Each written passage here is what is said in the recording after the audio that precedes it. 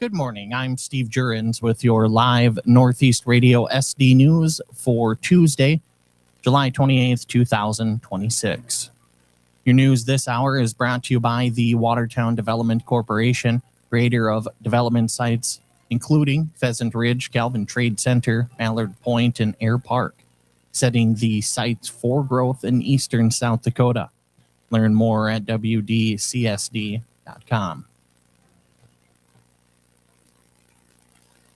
South Dakota Game Fish and Parks and the Department of Agriculture and Natural Resources are reminding landowners to enroll in the state's Prairie Dog Control programs before the August 15th deadline.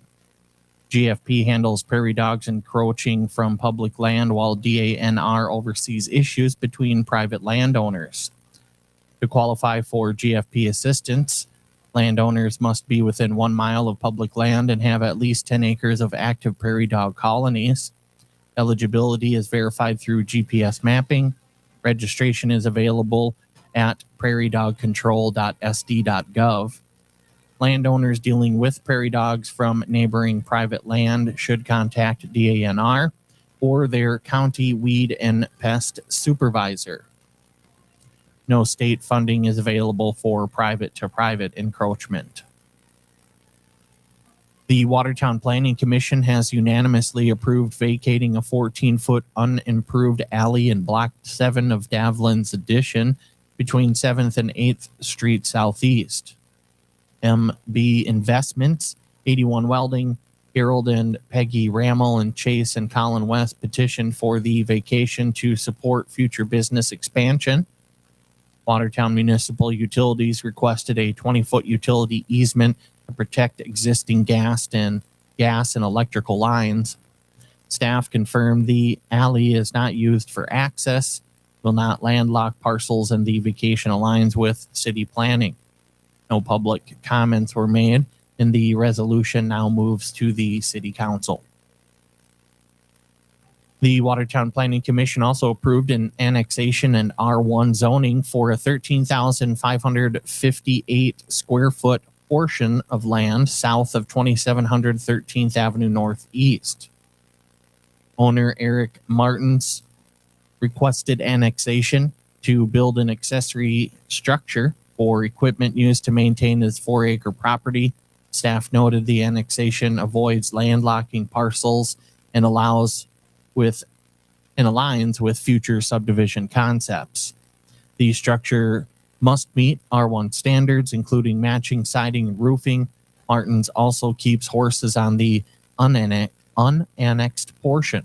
If fencing crosses into city limits, he must seek signatures or a variance. The annexation passed with 1 dissenting vote, and zoning was approved unanimously.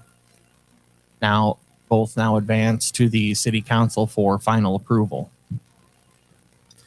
The Watertown Board of Adjustment approved a front yard setback variance for a garage expansion at 224 8th Street Southeast. Amber Jansen and Sam Schroeder requested a 9.7-foot variance to match the existing garage's 15.3-foot setback. The planned 18 by 24 addition keeps the total garage size within district limits. Staff cited unique lot conditions, including double frontage and wider than normal right-of-way. Schroeder said the expansion allows the homeowners to add a main floor bathroom. No opposition was voiced, and the board approved the variance unanimously. The Watertown Board of Adjustment then approved a conditional use request for storage units and an office at 1511th Street Northeast. 11th Street Rentals, LLC. Owner Michael Lawrence said the building has long been used for maintenance and storage for rental properties, but operations are now handled by a third party. Staff recommended approval with conditions: no outdoor storage and no parking after business hours. The board adopted both conditions and approved the request unanimously. Codington County is nearing its June absentee turnout ahead of Tuesday's Republican gubernatorial runoff.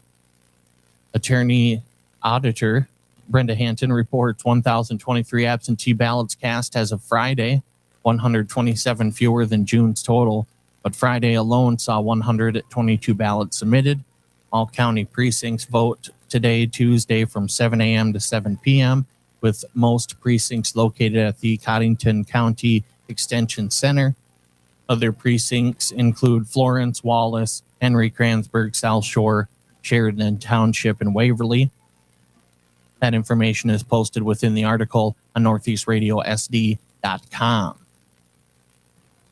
And finally, Prairie Fest 2026 will be held August 22nd at Good Earth State Park near Sioux Falls, celebrating South Dakota's grasslands with food, music, and educational activities. Early bird sessions begin at 7 a.m. with bird watching and prairie tours, followed by the main event from 9:30 to 2:30. The South Dakota Grasslands Initiative says the event highlights plant diversity, grassland birds, and ways residents can incorporate native species at home. Megan and the birdwatcher will perform, including their award-winning grassland song. Organizers say South Dakota loses up to 100,000 acres of grasslands each year. More information is available at wheregoodthingsgrow.org. Your news this hour was brought to you by the Watertown Development Corporation, creator of development sites including Pheasant Ridge, Calvin Trade Center, Mallard Point, and Air Park, setting the sites for growth in eastern South Dakota. Learn more at wdcsd.com. Read more full in-depth stories online at northeastradiosd.com. Check out the daily news recap podcast and live interview uploads. And don't forget to sign up for our newsletter delivered straight to your inbox every morning at 6 a.m. And with today's local and state news from Northeast Radio SD Studios in Watertown, South Dakota, I'm Steve Jurens.